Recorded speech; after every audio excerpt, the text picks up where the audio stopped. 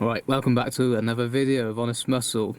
Today I don't think we've actually showed our workouts doing deadlifts yet, have we? Nope. Because this is what we're going to be doing. Priority is going to be doing, well, it's going to be back and hamstrings, but we've never shown how we do like a normal deadlift session anyway. Because whenever we show like a short of a super heavy like set. Yeah. And then this time we're just going to show you how it's like how we would normally train. Yeah, so we don't ever come in to just do deadlifts and then go home. Like, it's always like a part of posterior day. So posterior day is going to be, like Dave's already said, it's primarily going to be hamstring, glutes and back. Well, it is going to be something else. Yeah, it's one of our longest sessions, I would say. I think it is our longest session. It is long. It definitely doesn't need to be as long as we do it, but we enjoy it, so we don't hold back. If we want to fit in some extra exercises, we fit them in and we do them anyway. Granted, we are really about 2.5 hours at least, which is pretty long, because I know people don't like it, but I don't care about doing that personally, and if it works, it works, and it has been working, so as long as you don't, well, on a deadlift, it's like you have to be sensible about how many reps you do. If you try and go beyond failures, it can kind of carry on to like whenever you do your quad days, really, and it's not worth it, in my opinion. Like, that's what happened last week, anyway. Well, in general, though, the posterior day, especially as a natural bodybuilder, it's one of those days that's so important to do, because if you don't, from the back, that's when you'll be able to see who kind of deadlifts and who doesn't. And I don't just mean your spinal erectors. That's what people like to point just to your spinal erectors. If you look at the spinal erectors, like they're the muscles going down your spinal column, obviously your hamstrings and your glutes. But it does also make your traps grow like hell really quickly as well, because it's the one day where you're forced to hold and handle heavier weights. And I do think that plays a big role in looking like there's that Alpha Destiny guy. He calls it that naturally enhanced look. To get that look, you do need to handle heavier weights. So this is the one day of the week where we force ourselves to deal with heavier loads. So we do prioritise the deadlift for that, and then following the deadlift, we'll go reasonably heavy, but form still needs to be key. But yeah, primarily it's going to be deadlift first, then it's going to be do some hamstring curls upstairs, the seated hamstring curl, and then we would normally go straight onto the hip. Adductor or abductor? Adductor. Yeah, anyway, it's basically pushing away from you. Yeah. So we're going to be hitting the outside. So yeah, basically three leg exercises, if you want to call the deadlift a leg exercise, and then we're going to do, is it 3 back exercises as well, I think? We do 3 back. Sometimes three to 4, but that's because we're just weirdos who just like to do lots of volume and sets. Sometimes we probably could call it quits, but then we're like, should we do another one? Yeah, exactly. So depending on how we feel, we would do between 3 to 4 actual back exercises after we do legs on hamstrings anyway. So, also, I'm just going to make an excuse straight away today. I don't feel very well. Yeah, it's post-Christmas and I've ate loads of sugary crap that I don't normally eat, and I'm blaming that on why I feel a bit ill. I've got a bit of a cold. I do believe that sometimes it's like, it's called shit food for a reason, because it makes you feel like shit, and it will actually take effect in your workout routines and stuff like that. That's personally how I believe it to be anyway. It shouldn't make too much of a difference, I don't think, but it's not helped with motivation. It just makes you struggle to lack energy, even though you've been eating like sugary and like high energy foods. Yeah, but it doesn't. It's not because it just sits on you and you're not using it. So it's going to make you feel like shit and get a headache the next day. There's like also no like nutritional value to it either. You're just eating it just for the sake of it. And I had this stupid idea this year, like all the chocolate I have, I'm just going to eat it all now, so that all the temptation's gone. But I think that's what I feel like shit now. I should have just spread it. Have a chocolate here and there, and then at least it's gone when it's gone. But I just thought, I want to get rid of it now. Yeah. Don't do that. You have to just try to save it for your weekend days if you can, or just save it for like a really hard, long, high volume day maybe, and then you might be able to get away with it more. Yeah. Anyway, we've got some AB to save me, and we've got this. I don't know if it's actually a new flavour, but it's a flavour we hadn't had before. I just haven't noticed it before, and I bought it on Amazon. It's just the drumstick squashies. The drumstick squashies, so the sweets. It's actually good. It actually tastes as good as it smells, and it tastes exactly like the sweet, in my personal opinion, and I think Joe agrees with me. Yeah, we might be overhyping it, but I think the smell of it for me just makes me want to drink it. Yeah, on our weekends, we save it for our weekends because we don't have to work. Well, It is still the Christmas holidays, and we are just using it now because we don't have work until the following week, so we're doing it now. Yeah, and we mostly got pump stuff for the week. Yeah. So basically, that means no caffeine in the pre-workouts during the week. Still works, probably not as well, but I want to be able to sleep at the same time. Except from deadlift day, because deadlift day seems, at the moment it's Thursdays, it might be changing. Might do, yeah. But if we deadlift on a weekday, I still take the stim because it's a big day for me and I need the energy. Yeah, exactly. Anyway, that's that. We'll do some quick pre-workout mobility stuff. We're not necessarily going to show you that, I don't think. I think it's one of those that needs its own video. So yeah, exactly. We are, just be aware that once you see us deadlifting, we have done some stuff before to kind of just get the joints mobilised and the muscles warm. We haven't just gone in and picked up the bar and started deadlifting. Although even if you were to just do that, if you don't have any injuries, as long as you start light and just go up slowly, it's probably not the end of the world. But with the weights we start lifting now at the top end, we do need that warm-up basically. We need that pre-workout mobility exercises to be in there. Yeah. Anyway, we're rambling too much now. We'll get this in and then we'll see you in the gym. Okay, so as mentioned, this is our first recorded deadlift workout since we've actually started doing YouTube again. We've shown odd clips on shorts on YouTube and obviously our Instagram reels if you follow us on Instagram of just PRs and just good sets that we've done throughout the year. So here we're going to show you how we actually implement deadlifts into a workout.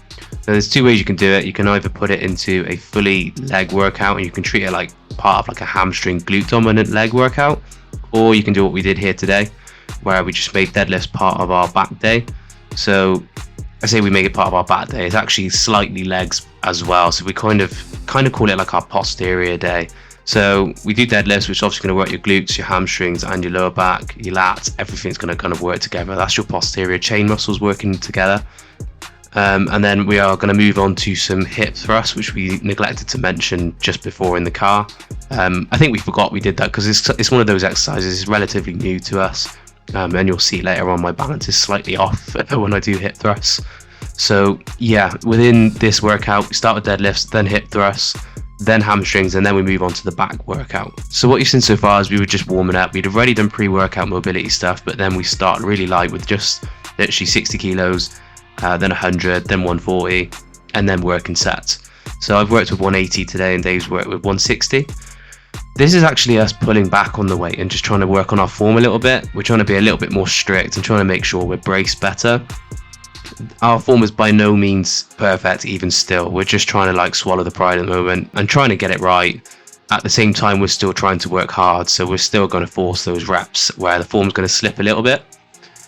It's one of those where it's slightly debatable whether those extra reps are worth it on the deadlift, just because your central nervous system takes a big hit every time you go for those real gnarly reps like this one you're seeing now. Not too bad, but there was a little bit of I don't know, I guess a bit of jerkiness, especially towards the top end, just trying to push my hips forward. And yeah, just those reps where even if you fail, you'll see on my set here, I actually failed on my last rep. Was that worth it? Debatable. I mean, felt like it, felt good, enjoyed the fact that I pushed it to the limit. At the same time, was it worth that fatigue that's going to follow in the next few days that actually could hinder our leg workout and could make squats feel awful, to be honest. But yeah, so you can just see we're working to keep form nice and tight. We're trying to hit a rep range really we actually wanted sets of 8+ today, but we both basically fucked that up today. We should have dropped it a little bit further actually. I want to get 8 to 10 reps. I want to start building up some endurance on the deadlift. We spent a bit too long of a phase just working on strength and basically working within 5 reps, and then we do a back off set where we try to get more reps. And usually it's quite successful, but I feel like we plateaued for quite a while, so this is why we kind of pulled back today.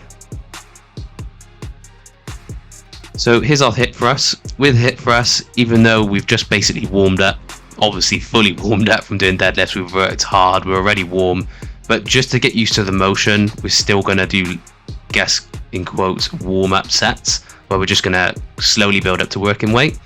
To be honest, I'm really not that strong at a hip thrust at all. I've got more power to give, it's just I'm working on balance at the moment. I've got a little bit of instability in my hips, so I'm just trying to correct it. And whilst they're not feeling that stable, I don't want to be pushing weights that I shouldn't be handling yet. Got to pay my dues first, get it nice and even, and then I'll build back up. As you can see, Dave's now taking the lead with the weight on this, so he's handling 180, and now I'm doing 140, which, to be honest, he's pathetic. But yeah, I don't really care. I'm going to swallow the pride. I'm trying to work on my development, and I'm quite happy to do that. I know the weight will come with time.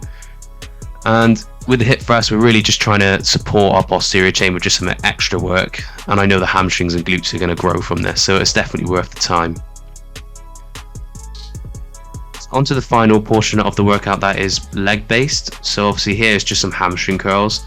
We have gone for the seated curl just because we don't have a lying leg curl. Now something we found that's been really good with the seated curl is that if you can assist, if you can have someone come in and spot you, just on those last few reps, it helps you to squeeze it and get that full range of motion. Even on those last reps where you can get out of the lengthened range, that just means where you're at the top of your stretch, you can get like halfway down, but you can't finish it, so you just get that little bit of assist. It means you can squeeze a few more reps. There are actually hamstring curls that actually make it easier on the end portion of each rep, but unfortunately this one doesn't do that. So this is just one way you can get around that, and you can squeeze a few more extra reps and get that extra range of motion, which I'm hoping in the next few months even we'll hopefully see some strength gains and also just some hamstring development. So I forgot, actually we did hip abductors as the last leg exercise, so the hamstring curls wasn't the last one after all. So the reason we're doing hip abductors in this workout is because we do adductors in our leg, well, our quad dominant leg workout. So we just want to make sure we're getting the opposite motions ticked off basically. So any exercise you do, you should try and get both the opposite ranges of motion in different workouts. So for example, if you were to do a bench press, you should also do a row on another day where you kind of follow that same plane of motion but the opposite way. So this is basically why we put the hip abductors in on today's workout. And you can see we're doing a slight lean forward. It's something we've recently started doing. I just find it's easier to open the hip a little bit further if you lean forward and hinge forward. So when I say lean forward, you're hinging as if you're like almost at like the bottom end of a deadlift. So you're almost sticking your butt out and then you're pushing the pads apart.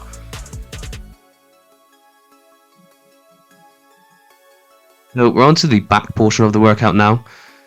This exercise, I usually like it, but with these benches, I'm starting to, I don't know if I've always noticed it, but I'm just struggling with not knocking the bench with the dumbbells as the dumbbells get bigger. So as it starts getting heavier, the dumbbells obviously grow, and then you start knocking into the bench, and it throws my balance a little bit sometimes. And I know Dave was finding a similar issue. You either hit the bench or you hit your leg. So it was getting a little bit annoying. So what we ended up doing was actually just doing one set, and then we knocked it on the head, and we just did dumbbell rows instead, just stood up. So we spun the bench around, so kept it on an incline, and then we just put a hand on it to stabilize, and then just did some dumbbell rows. So the dumbbell rows we're doing are like mid-back bias, so they're not purely lower lat, but they're not for the upper back either. So what you can see is when we get into the stretch portion, we actually internally rotate the shoulders, and then as we pull the weight up to contract the muscles, we start externally rotating the shoulder, so it's almost like tucking the elbow in and just trying to get as far back as you can. So yeah, when you're in the top end, where you're trying to pull back the weight at the top of the contraction, tuck your elbow and drive the elbow as high as you can get it. And then as you go into the stretch, the deeper you get into that stretch, you can just roll your shoulder, well, you can round your shoulder in a little bit, and it should take your lats into a slightly deeper stretch than you would otherwise be able to get into. So that's the idea of that. Yeah, sadly, just because of that exercise, randomly knocking the bench or knocking your legs is actually a really good exercise. The contraction you get and the stretch you get are perfect, but that knocking your leg is quite a distraction. As you can see here, we have now moved on to the dumbbell row. It was just easier to concentrate on being a bit more symmetrical and not having to worry about knocking into anything. So again, same principle applies. As you get into the stretch, internally rotate your shoulder, and as you pull the weight up, you want to externally rotate. It's going to bias your lower lat a little bit more doing it in this variation, but at the same time it's still going to hit your mid back quite well too. So I'm looking at it as almost equivalent, except you just got to do it one arm at a time instead of doing it dual arm on the incline bench. As we're about to move on to the other arm, I just want to quickly talk about any exercise where you do it unilaterally, which just means to do it one at a time, like one side at a time I should say. People often think that this is going to solve any imbalances, and it's partially true. So if you do have any imbalances and you want to basically resolve them and get rid of them, it definitely can help to do things one side at a time, but you do also need to look at how you're doing each side. You could do it one arm at a time, but do it completely different. So I'm even noticing, even with myself here, my right arm, when I've done it, I'm rotating in a bit more than I did with my left arm. So if you were to rewind back, you'd notice. It's not the end of the world, but that's how imbalances can happen. Like, even I still make mistakes to this day, and imbalances are very easy to create, especially when you start getting strong really quick. So just think about that. Anytime you do anything one arm at a time, just remember that you can still get it wrong and you can still be imbalanced. You need to make sure your form is the same on both sides. Anyway, we're moving on to lat pull downs. So we're following a similar principle, and it's something relatively new that we started trying to do to try and get into a deeper stretch. So as we get to the top of each pull, so we're in the top end, we're basically doing a similar thing. We're going to roll the shoulders inwards, so internally rotate the shoulders to allow ourselves to stretch those lats fully at the top.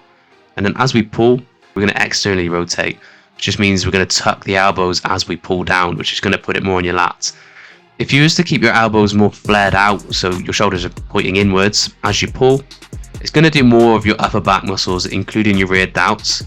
Now, these muscles do work even when you pull your elbows tucked in, but it just depends which ones are going to get more biased. So any exercise you do, depending on how you do it, you can actually work different muscles. So just be aware of that when you pick any exercise. It does depend how you do them, especially with back. In case you're wondering about reps and sets, with all our exercises we put into our programs, pretty much we do a top set and then a back off set. So we'll go reasonably heavy on the first set, and then we'll follow it with a slightly lighter set. The idea of this is so that you can get the most out of the stretch with a heavier weight on your top set. And then when you do your lighter set, you can focus more on getting full contractions, basically tidying up your form and having near perfect form for your back off sets.